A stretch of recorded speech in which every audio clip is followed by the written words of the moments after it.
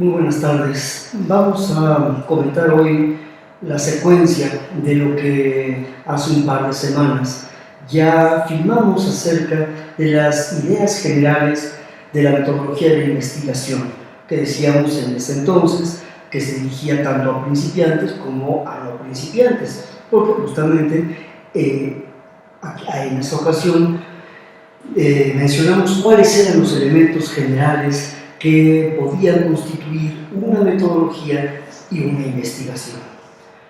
Pues bien, hoy vamos a poner el foco de nuestra atención sobre un aspecto mucho más nuclear y duro, prácticamente inamovible, de la metodología de la investigación. Me refiero a la lógica del descubrimiento. Es un tanto cuanto paradójico mencionarlo así, porque la lógica tiende a pensarse como una secuencia de razonamientos que me llevan tácitamente a un fin. Prácticamente, en ese sentido, la lógica sería casi un algoritmo para formular algo. En cambio, un descubrimiento es algo que difícilmente se puede planear. Si yo me pongo a pensar un poco así fantasiosamente, que el señor Cristóbal Colón salió de su casa diciéndole a su mujer, supongo que la tenía en ese entonces, mi amor, vengo al rato, voy a descubrir América. Pues no se puede prever un descubrimiento, no se puede predecir con antelación qué es lo que uno va a encontrar. Y este es el albur que se juega en la investigación. Sin embargo, sí tiene que estar puesto en la mira esta ambición por llegar a aportar algo, a contribuir de alguna manera al conocimiento. ¿Qué conocimiento? Bueno, depende del área en la que uno esté investigando. Ahora bien, ¿por qué entraría este discurso sobre esto que estoy hablando en el terreno de la complejidad? Pues bien, tiene mucho que ver con la complejidad, porque la complejidad, como forma de pensamiento, es la que envuelve y de alguna manera estofa a toda la búsqueda que cualquier persona honestamente emprende en la región, en su área en la que está moviéndose. Dentro de las potencialidades que clásicamente se hablan desde hace más de 2000 años en el pensamiento de Aristóteles y después a lo largo de todo el medioevo con Tomás de Aquino y tantos otros, incluso la idea de Descartes, a su manera también Spinoza, etc., se habla de que hay dos potencialidades del espíritu, ¿sí? La voluntad y el entendimiento.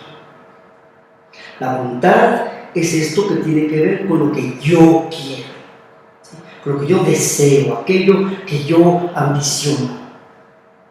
Y el entendimiento con aquello que de alguna forma efectivamente yo logro a través del pensamiento. Hoy hay algunos filósofos que añaden un tercer elemento, que podría ser el sentimiento, ¿sí? Bueno, los clásicos no es que pusieran a un lado al sentimiento, o sea, se hubiera olvidado el sentimiento, simplemente lo subsumían de alguna manera en esta cuestión del entendimiento. Pero no es aquí el lugar para discutir si se debe o no integrar al entendimiento el sentimiento. Es un gran tema, por cierto, pero no es aquí el lugar para discutirlo. La razón por la que evoco estas dos potencialidades del espíritu humano es porque es ahí donde se juega lo que debería estar detrás de un descubrimiento en investigación. Me refiero concretamente a los elementos afectivos y efectivos, que ya mencioné hace 2 semanas en la primera parte del desarrollo de este tema.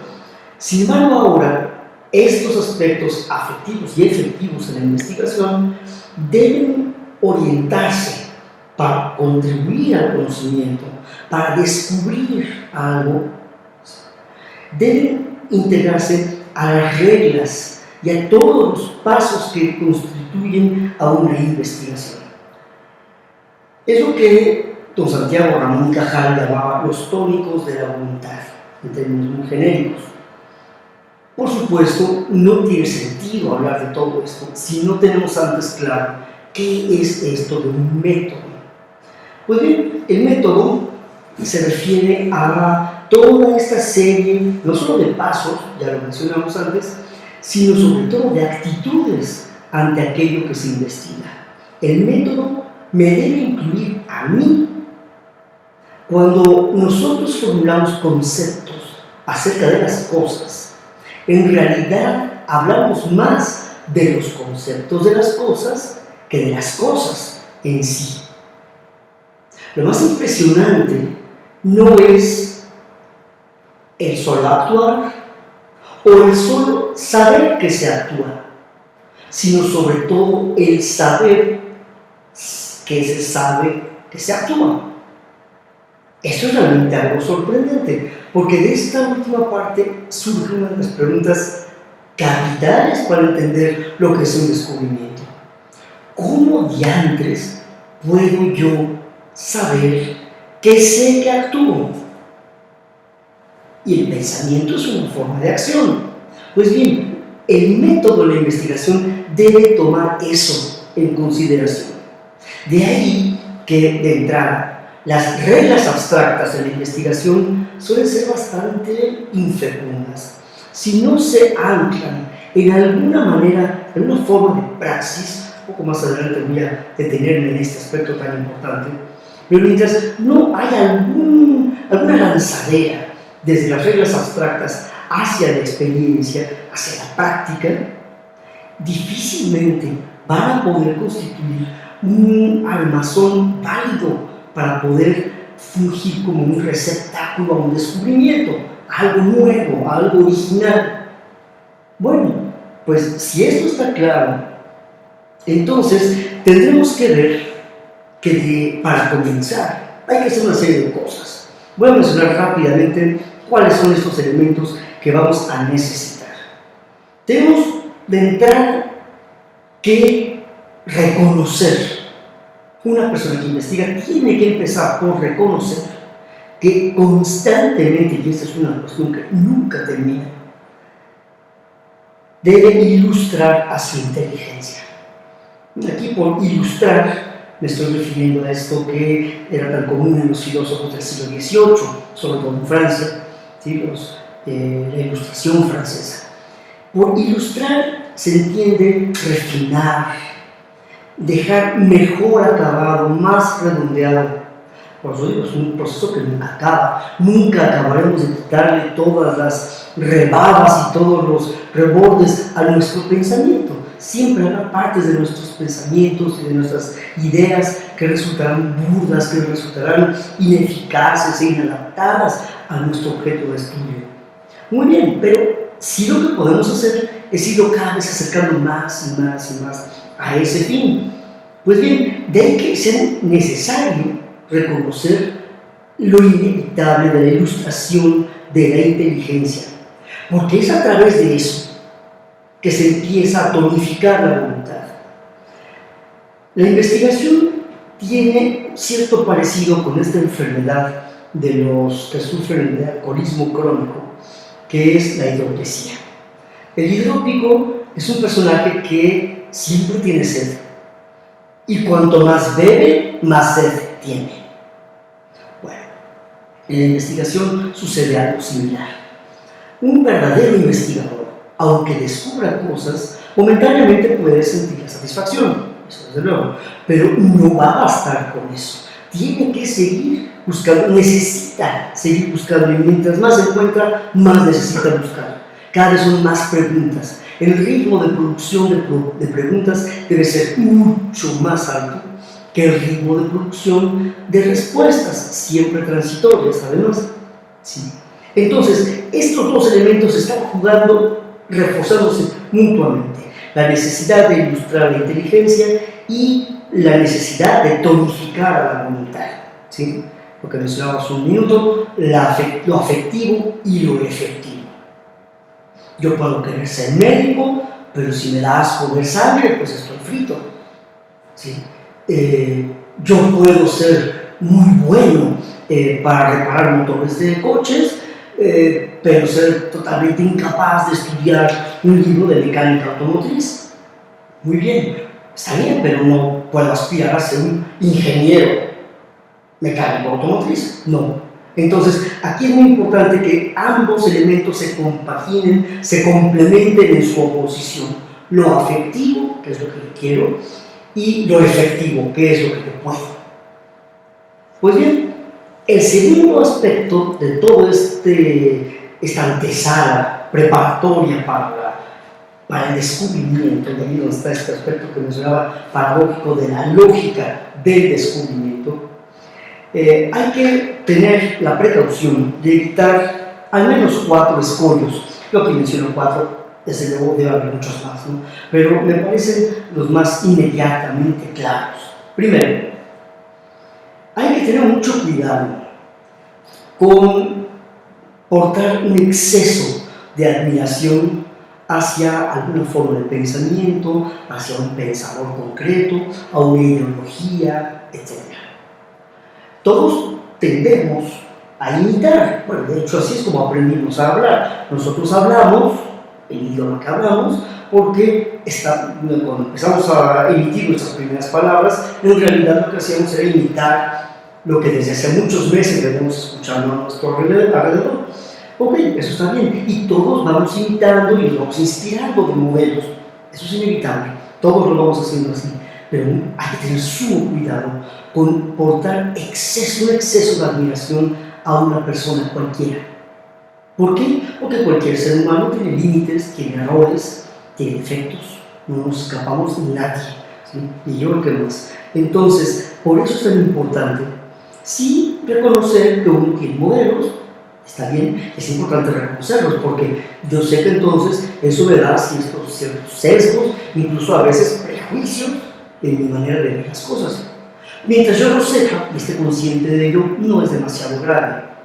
Lo malo es cuando yo no tomo en cuenta eso, no actúo eso explícitamente en mi vida y entonces doy curso libre a mi admiración por alguien o por alguna forma de pensamiento y me dejo llevar por ahí.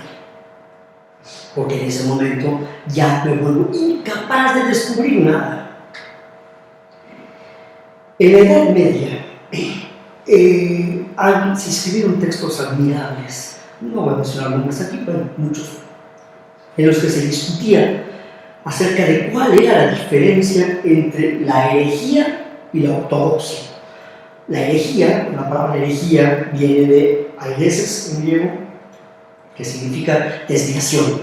Y la ortodoxia, ¿sí?, que es la doctrina correcta, ¿se entiende? El que es fiel a cierto grupo de dogmas o de mandatos de una iglesia, ¿no? La que sea. Muy bien. Entonces, se preguntaba acerca de la diferencia entre ambos puntos.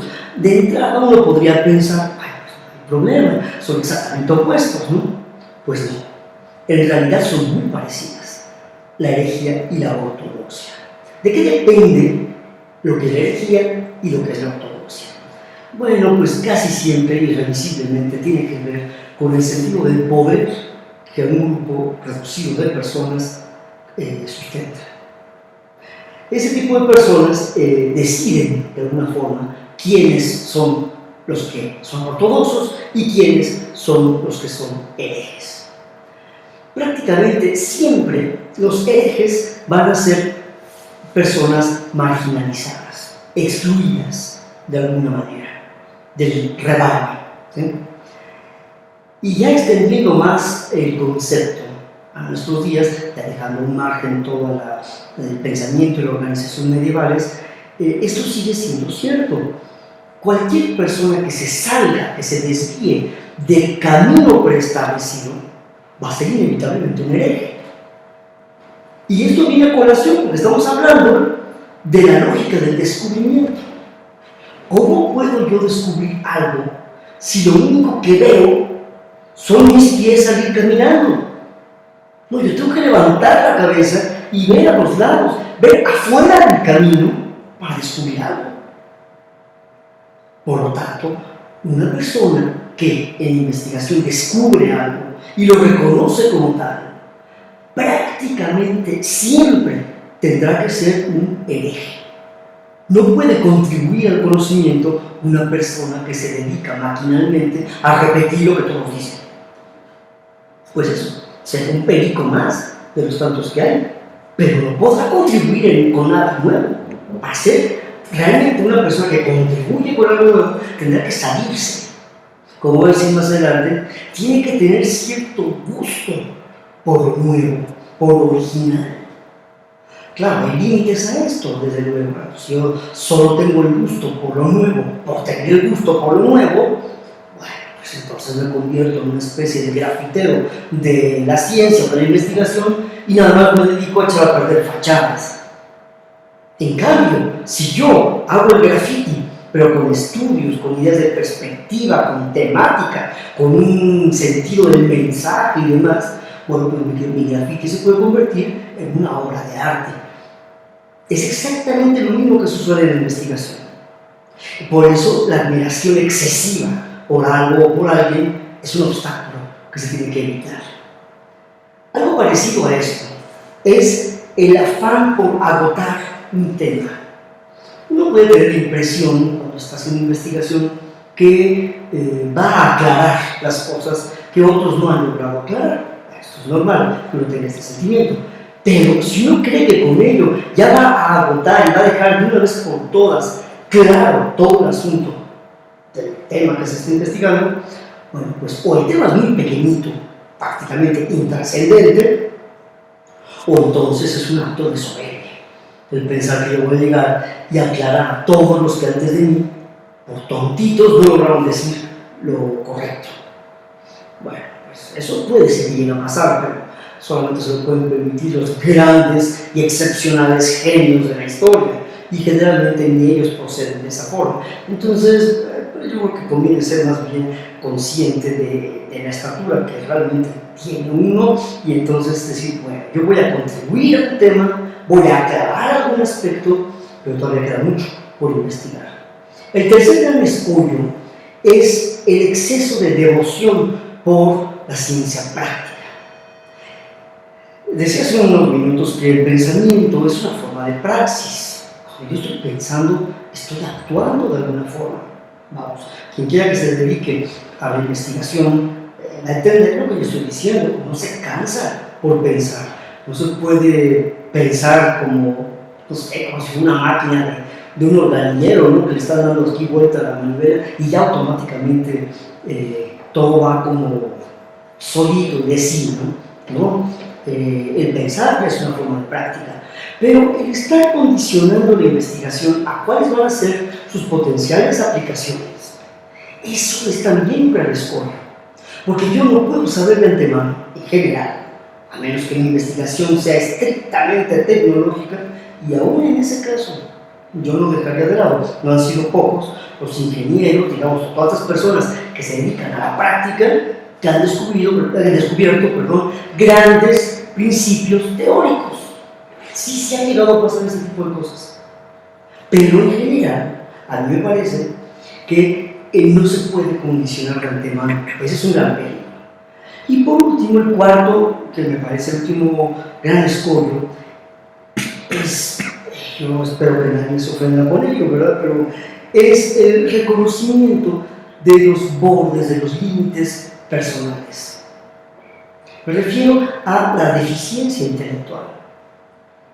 No todo el mundo está llamado a contribuir a saber. Todo el mundo está llamado a investigar de alguna forma. Ya lo había explicado en la primera parte de este tema. Pero todo el mundo, ¿sí?, no tiene la capacidad intelectual para ir y contribuir.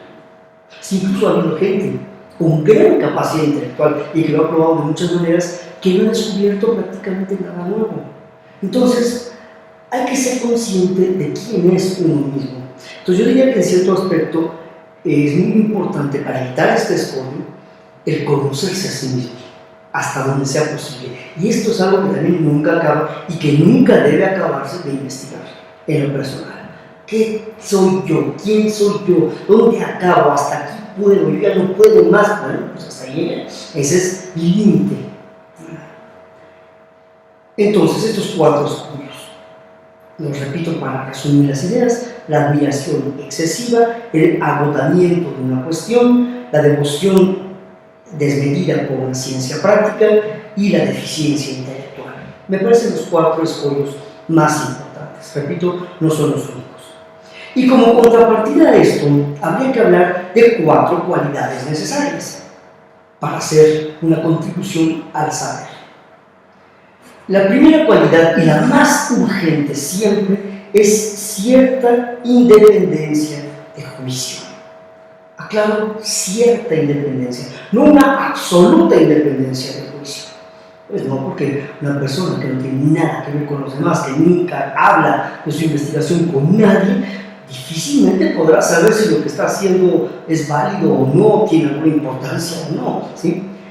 Pero sí hace falta cierta independencia, y para tener cierto grado de independencia se tiene que separar uno, por lo menos momentáneamente, de los grupos con los que se investiga, para irse a esta cámara muy particular y sacrosanta en la que yo solo hago mi reflexión sobre algo y regreso a contraponerlo con otros puntos de vista y regreso nuevamente a esta cámara, y es así, un entrar y salir de sí mismo para garantizar esta independencia del juicio. Solo así se puede esperar decir algo nuevo, algo diferente a lo que todo el mundo ha venido diciendo sobre ese tema. La segunda cualidad necesaria es, desde luego, una perseverancia en el estudio. Es frecuente cuando uno se dedica a la docencia que se encuentre con algún que otro estudiante muy brillante, pero que tiene el pequeño, gran defecto de ser una persona que no trabaja mucho. Bueno, toda la brillantez que un individuo puede tener se puede de veras ir al traste porque no tiene el gusto por el trabajo. Y en cambio puede haber estudiantes que son muy trabajadores, muy tosudos, posiblemente no tan brillantes, pero son muy trabajadores, y con ello, a mí me parece, compensan y con creces esa falta de brillantez.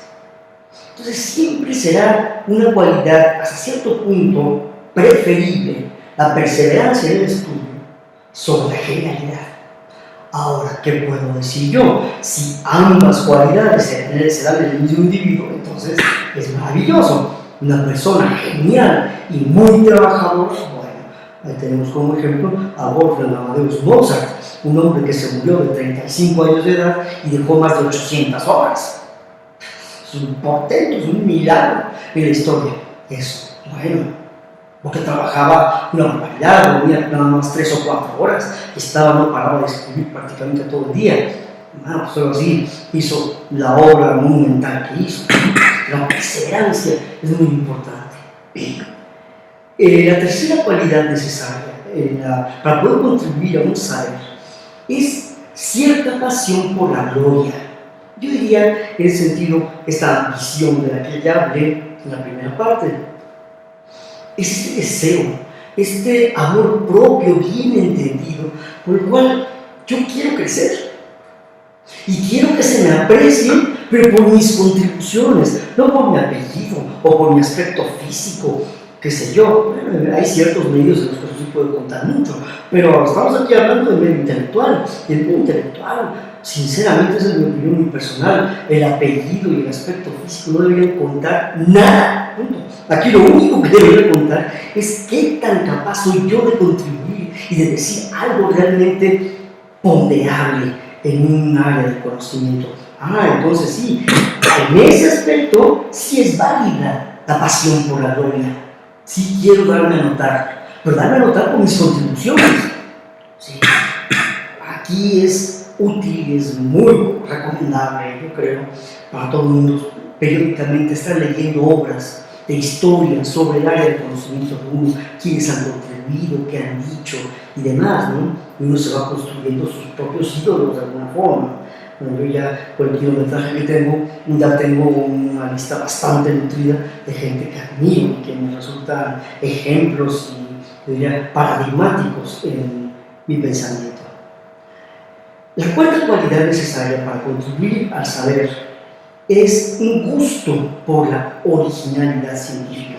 Podría parecer que esto es lo mismo que la independencia de juicio. No, son cosas diferentes. Generalmente se complementan uno al otro. La independencia de juicio sola Me puede llevar a decir muchas tonterías muy originales, pero igualmente tonterías. En cambio, el gusto por la originalidad científica sola, sin independencia de juicio, pues termina en el mismo impasse, ¿sí? El mismo callejón sin salida, en el que resulta que, con tal de ser original, bueno, pues me termino convirtiendo en un pensador estrambótico, que dice cosas muy complicadas que nadie entiende, incluyéndome a mí mismo. Yo tampoco entiendo lo que digo, pero cuando eso pasa, cuidado, generalmente hay un problema. No, realmente deben ir las dos cosas, la independencia del juicio y el gusto por la originalidad. En ese momento es más probable, no está nada garantizado, pero es mucho más probable que lo que yo diga sea realmente interesante, sea digno de ser escuchado, atendido e incluso, sobre todo, criticado. Cuando un pensamiento es criticado por gente que ha mostrado su valor intelectual, bueno, eso es algo realmente muy bueno. ¿Sí? Es que estoy muy triste porque critican mis ideas. Bueno, depende de quién las critique. Si el que las critica es una persona de valor, hombre, debería estar feliz porque quiere decir que vale la pena lo que estás diciendo, de alguna forma. ¿No? Entonces, la crítica puede ser algo fundamental. Entonces, repito, independencia del juicio, perseverancia en el estudio, pasión por la gloria y gusto por la originalidad. Se podría añadir un quinto elemento. Yo realmente lo pongo entre paréntesis porque se presta muchos malentendidos, pero sí lo quiero mencionar porque me parece que es uno de estos conceptos que requiere ser una y otra vez reconsiderados dentro de su auténtico valor. Me refiero al patriotismo. El patriotismo es algo bueno, es algo incluso muy deseable. Cuando un científico, un artista, en fin, alguien desea, ambiciona ganarse el premio Nobel, está bien que sueñe con que allá en el Karolinska Institute en Estocolmo va a ver la bandera de su país ahí por su trabajo, debido al trabajo que ha hecho y que ahora es reconocido mundialmente. Bueno, eso algunos dirán, no, hombre, es un sueño guajiro. Puede ser que sí, depende de quién es el que lo tenga en la mente, pero es válido. Y es un sano patriotismo ese. Ahora, si esa idea es con el afán de demostrarle al mundo cierto grado de superioridad, cierto repunte en su etnia, una superioridad racial, etc.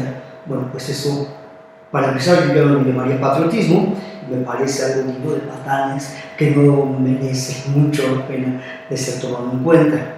Pero si se maneja como algo que es un reconocimiento personal, de agradecimiento, de gratitud a la tierra que lo parió, bueno, pues esa forma de patriotismo no solamente es buena, sino que es altamente deseable, es muy conveniente para un investigador.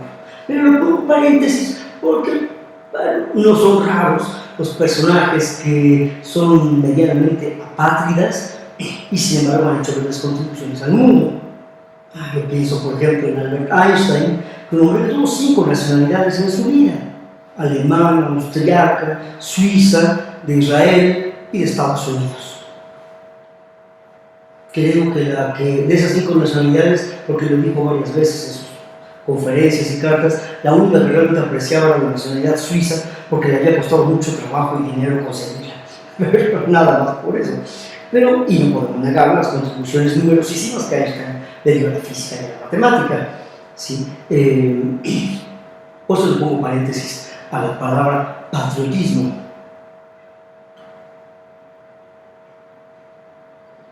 Ahora, ya teniendo cierto elemento de la metodología, de los escollos principales que hay que evitar y de las cualidades necesarias para emprender el camino, también es necesario cargar en su equipaje personal ciertas cosas. No menciono todas, pero las que a mí me parecen más urgentes para poder contribuir al saber. Es necesario tener una cultura general. Yo recuerdo cuando estuve en Bruselas con el profesor Ilya Prigozhin, pues que vi desfilar ahí por su oficina a lo largo de los años que yo pasé ahí muchos personajes, hay muchos de ellos premios Nobel en física, en química, incluso premio Nobel de la Paz, y la verdad sea dicha, creo que la mayoría, yo hasta donde recuerdo, la mayoría tenían grandes inquietudes en muchos terrenos del conocimiento, no solo en el conocimiento que les marcaba, ¿sí? Sino en muchas otras áreas del conocimiento. Prigogine mismo es un ejemplo de esto, paradigmático. Era un hombre que por formación era físico-químico y de hecho se llama premio Nobel en química por sus contribuciones en esa área, pero era un hombre que le apasionaba la arqueología, la paleontología, la historia en general, la escultura, la música, la literatura, la filosofía, incluso la metafísica. Hablando de un hombre con un espíritu profundamente inquieto. Alguien podría decir, bueno, ¿y a mí de qué me sirve saber de metafísica, o de historia de las religiones, o de arquitectura, pero si yo me dedico a la ingeniería química? Bueno, está claro que el foco principal de mi atención, el acento recae sobre la ingeniería química, por eso elegí esa profesión, pero eso no me saca del ámbito de la humanidad. Al contrario, me debe obligar a servir mejor a mis congéneres, conociéndolos mejor. Como dice sabiamente el dicho popular, amor no quita conocimiento. Es más, prácticamente lo exige.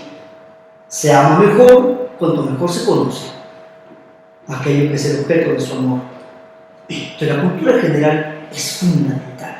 Yo diría, de cara a lo que hoy constituye prácticamente una forma de analfabetismo en las juventudes del mundo, es particularmente urgente el conocimiento en materias como historia, geografía, ciencia en general, arte en general, sí es muy importante, porque de veras no puede reaccionarse adecuadamente, no importa en qué área del estudio me dedique, no se puede reaccionar adecuadamente de cara a una humanidad tan cambiante, tan voluble, tan egoísta y tan indiferente. También es necesario poder cargar consigo, como parte de su bagaje, cierta necesidad por especializarse. El conocimiento es amplísimo. Vamos, hoy es imposible, incluso consagrándose a una área del conocimiento, a una subsección de cierta ciencia, aún ahí generalmente es casi imposible mantenerse 100% al día. Por ejemplo, yo me dedico a la investigación sobre la irreversibilidad del tiempo. Si yo me impusiera la tarea de leer cada mes todos los artículos que salen en todas las revistas del mundo, que estén ligadas más o menos directamente con el problema de los procesos irreversibles, no me alcanzaría el mes y me la pasaría leyendo mañana, tarde y noche. Pero sí es necesario, aunque ese hecho es impracticable, de cubrir la totalidad, sí es practicable el hecho de que yo me pueda, digamos, orientar a eso, y que cuando busque en las revistas de investigación, busque ese tema particularmente, no únicamente, pero sí particularmente ese tema, y entonces así voy dirigiendo mis pasos, ¿sí? Entonces esa es una cuestión también muy importante. Desde luego, en esa misma línea hay que llevar a cabo lecturas especiales o incluso técnicas, depende de qué investigue uno, ¿sí? Pero esto vale también en general. Yo puedo hacer una investigación teórica, perfecto, pero eso no me implica el que me desentienda de todas las partes técnicas. Aunque yo soy un investigador teórico, me viene bien saber cuáles son las formas en las que se lleva a cabo la parte práctica e incluso los problemas técnicos y tecnológicos para poder investigar aquello que yo estudio. Y viceversa también.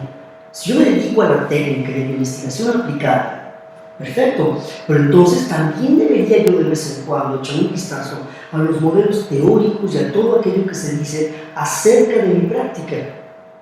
Porque de otra forma, lo que podría darse esta oposición, que es bastante artificial, por cierto, entre teoría y práctica, sería como lo que sucede en aquella película que era el joven Frankenstein, en el que un hombre que no puede hablar le va a servir sopa un ciego.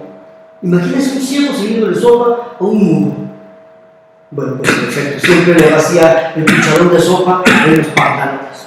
Porque no hay manera de que le puedan decir que ahí está el que tiene al cuenco en el que le va a servir la sopa, ¿sí? Entonces, exactamente lo mismo que sucedería aquí. Por lo tanto, también es muy importante que no importa cuál sea la investigación que uno lleva a cabo, no pierda nunca cierto grado de contacto con la naturaleza. Más allá de los problemas filosóficos que sin duda existen en el terreno de la investigación sobre la naturaleza de cualquier tema, es verdad también que nosotros no podemos soslayar este aspecto. Nuevamente, no importa en qué región del conocimiento esté, la única forma en que yo puedo volverme capaz de reconocer que algo es verdaderamente nuevo, que es realmente inusitado, es tomando en consideración ese aspecto de la naturaleza. Porque si yo pierdo el contacto con la naturaleza, a la larga o a la corta, casi siempre es a la larga, voy a terminar desviándome y haciendo teorías posiblemente muy bonitas, pero completamente desencarnadas. Y ustedes saben que el peligro de hacer una teoría o un modelo desencarnado es que se puede convertir en una tautología. ¿Qué es una tautología? Una mentira consistente, indistinguible de la verdad. Bueno, ese es uno de los principales problemas que puede surgir en la investigación innovadora. Por eso es muy sano mantener el contacto con la naturaleza. ¿De qué forma? Hay un sinfín de formas, desde la práctica de un deporte hasta ver documentales del Discovery Channel, qué sé yo, hay muchas formas, ¿sí? Pero no perder de vista lo que pasa en el mundo, ¿sí? Porque yo jamás podré separarme, desentenderme de que yo mismo también soy mundo, entonces no puedo hacer a un lado eso.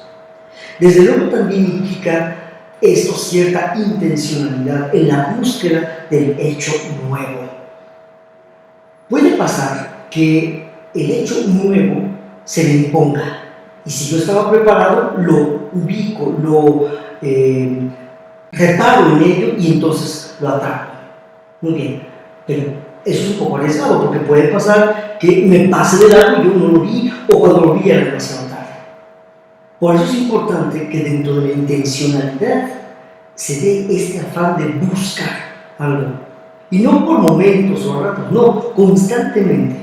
Incluso cuando yo esté haciendo cosas que no estén directamente relacionadas con mi investigación, yo tengo que seguir buscando. Esto llega a ser tan agudo en muchos casos que hay personas que hasta sueñan. Bueno, a mí me ha pasado varias veces que me fui a la cama en la noche pensando en algún problema, y como he llevado tanto tiempo dándole vueltas y vueltas, me llega a pasar que no sé cuáles sean las bases neurofisiológicas de esto, seguramente las sabrán, pero yo las ignoro, que durante el sueño resuelvo el problema. Incluso por eso yo tengo en mi mesa de noche, al lado de la cama, una libreta siempre, y ahí un lápiz o un bolígrafo, porque yo no sé a veces si me puede venir algo, y casi siempre anoto lo que me vino a la cabeza. Eso sí, a veces la caligrafía que empleo es irreconocible al día siguiente. ¿Qué quería yo decir? No sé, se verá en los jeroglíficos rarísimos, ¿no? Pero yo creo que la lógica de este hecho está en que cuando uno está dormido, prácticamente pierde la inhibición de las cosas, y el absurdo encuentra un lugar de privilegio en el pensamiento. Cuando se está dormido se piensa, no con los cartabones, con todas estas cortapisas que durante el día se posponen. Entonces, posiblemente por eso no es raro que la solución del descubrimiento se dé mientras se está dormido. Bueno, de ahí que esta búsqueda por el hecho nuevo se convierta en una especie de segunda naturaleza para nosotros, cuando realmente somos investigadores. Ante este afán de búsqueda, esta voluntad de búsqueda, pueden surgir a veces problemas con la voluntad. Hay enfermedades de la voluntad. La voluntad es una entidad, es una potencia del espíritu que puede enfermarse. ¿Cómo se puede enfermar la voluntad? Bueno, hay muchas formas por las que se puede enfermar la voluntad. Puede ser desde lo más trivial, que sería un cansancio natural, por llevar años investigando algo sin obtener un resultado. Es natural que eso canse física, psicológicamente, y uno poco a poco se vaya hartando. Cuando se es un investigador de corazón, generalmente la solución a ese problema es relativamente simple. Bueno, hay que apartarse de ese problema durante un tiempo y volver renovado a él. Entonces es más probable que se encuentre alguna salida o algún acicate para poder continuar por ese camino de búsqueda. En cambio es más grave cuando las razones por las que se enferma nuestra voluntad es debido a ciertas actitudes de las instituciones y o de aquellos que las dirigen, que a uno le quieren imponer una manera de hacer investigación. O tú haces investigación a rajatabla, a destajo, como yo lo estoy pidiendo, o estás fuera. No es exagerado lo que digo. Los sistemas de investigación prácticamente del mundo entero, así es como funcionan. ¿Usted quiere ser miembro del Sistema Nacional de Investigadores? Muy bien, tiene usted que publicar cierto número de artículos al año. Y hay debido de no publique ese número de artículos. No importa, que valgan o no valgan. ¿Sí ven? Entonces, el saber se convierte en un trámite, en una forma estrictamente hablando de modus vivendi para que yo pueda llevarme el pan a la boca. Qué mal. Esa no es la forma idónea de hacer investigación y en general, de hecho, son muy pocas las veces en las que esto rinde frutos en forma de descubrimiento. ¿Cuántos artículos se publican al año en el mundo entero? Miles y miles. ¿Cuántos merecen ser llamados contribuciones al saber? Muy poquitos. Realmente no creo que llegue ni al 1%. Debe estar, es más, cuando digo 1%, estoy creo que muy sobrado. Debe estar por ahí del 0.01% los que uno puede decir, estos realmente contribuyen al saber. O sea, casi nada para la enorme producción de artículos. Esto en gran medida lo condicionan estas enfermedades de la voluntad inducidas por la institucionalización. Desde luego también otra razón de las enfermedades de la voluntad pueden ser las condiciones sociales. Una persona que está pasando hambre o que está preocupada por ver cómo va a poder pagar la luz, el teléfono, el agua, el gas, y que está preocupado por su esposa, sus hijos, y que tiene esas obligaciones, realmente no está en las óptimas condiciones para llevar a cabo una contribución a su saber. Digo, puede ocurrir que sí, pero en general no, porque hay cosas más urgentes en el día a día. Entonces, ahí es donde la política y los políticos de los países deben concentrarse en garantizar a las personas que muestren valor en sus contribuciones investigativas las condiciones idóneas para que ellos sigan contribuyendo. Eso debería pasar. Teóricamente, es para eso que son los centros de investigación, pero muy rara vez cumplen su cometido.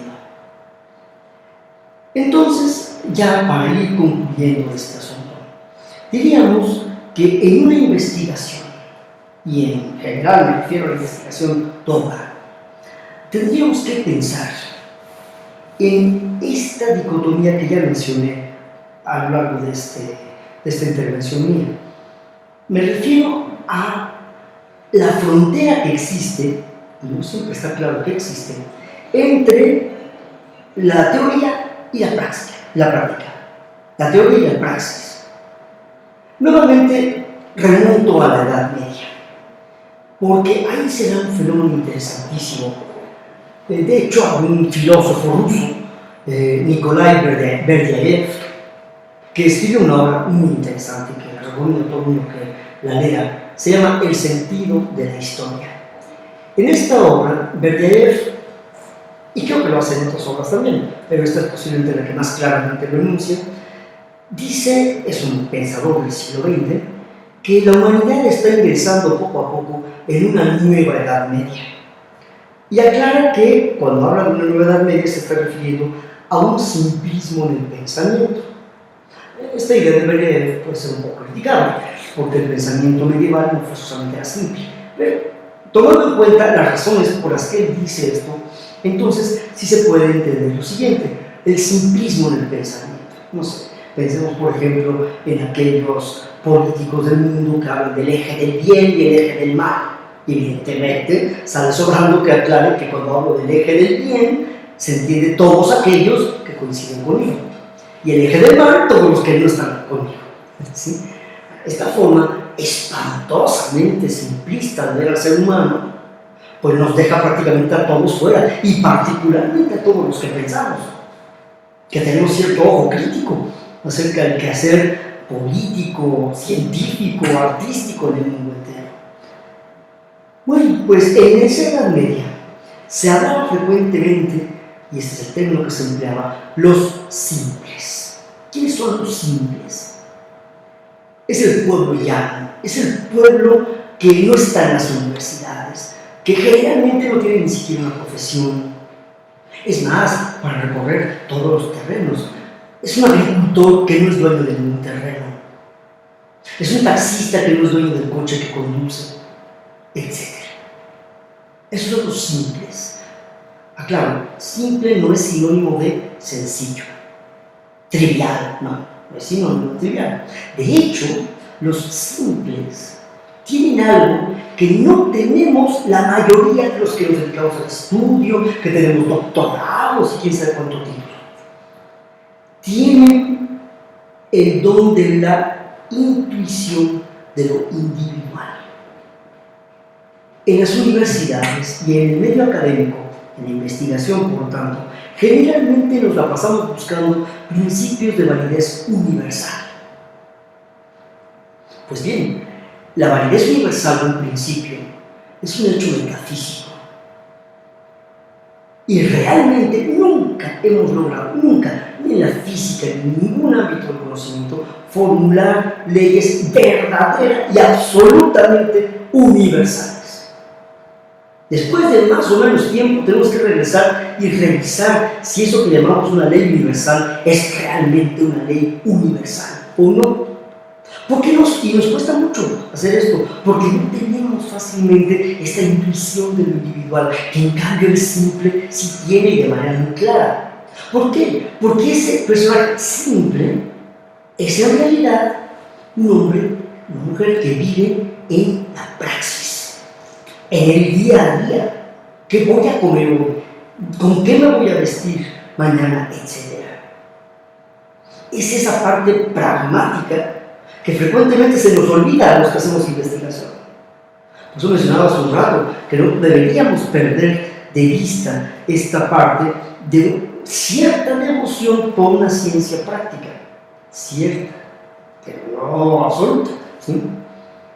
Entonces, la gran pregunta por la aportación al conocimiento en la investigación se podría resumir de la siguiente manera: ¿cómo podemos mantenernos, como estaba hablando de la investigación original, cómo podemos mantenernos cerca de la experiencia de los simples, pero conservando lo que podríamos llamar su virtud operativa, la capacidad de obrar? ¿Para qué? Para transformar y mejorar su mundo. Porque una investigación, a veces más directamente, a veces mucho menos directamente, pero una investigación que no tiene nada que contribuir, que aportarle a la humanidad, es una investigación perversa.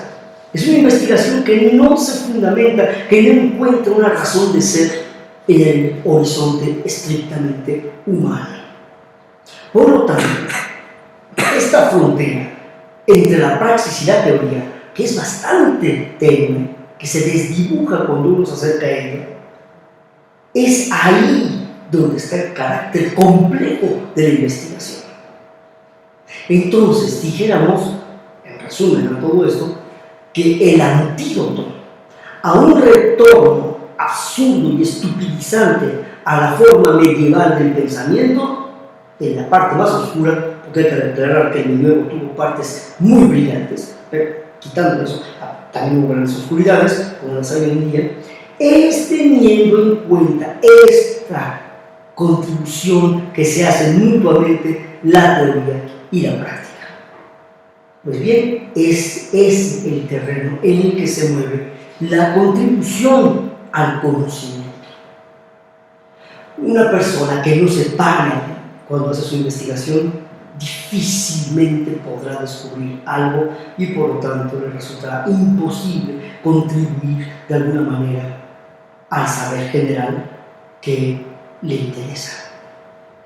Yo diría, para terminar, que entonces la actitud, que es con mucho lo principal que hace falta para poder contribuir al saber, más que conocimientos concretos, aunque también con su papel, por supuesto, está en ser capaz de esperar lo inesperado. Es decir, lo inesperado me refiero a lo sorprendente, aquello que me toma en curva, que yo no esperaba, que me sorprende, que es sorpresivo. Pero yo tengo que esperarlo. Es decir, tengo que tener cierta actitud para recibirlo, aunque no sepa cuándo lo vaya a recibir. Es esa la condición sine qua non para llevar a cabo una contribución al conocimiento. A mí me parece que dentro de toda la lista interminable de actividades humanas no puede haber ninguna más fascinante que esa. Es la que prácticamente nos define como estirpe y por ello justifica nuestra presencia en el mundo. Esperemos que algún día las instituciones, los políticos y frecuentemente los mismos investigadores logremos comprender completamente e enteramente todo el peso que conlleva el privilegio de sentarse a pensar. Es un privilegio incomparable, pero conlleva una responsabilidad infinita también. Por eso, ciencia y ética son inseparables. En cierto modo, son la misma cosa. Muchas gracias por su paciencia y nos veremos pronto en alguna otra charla para compartir algunos puntos de vista.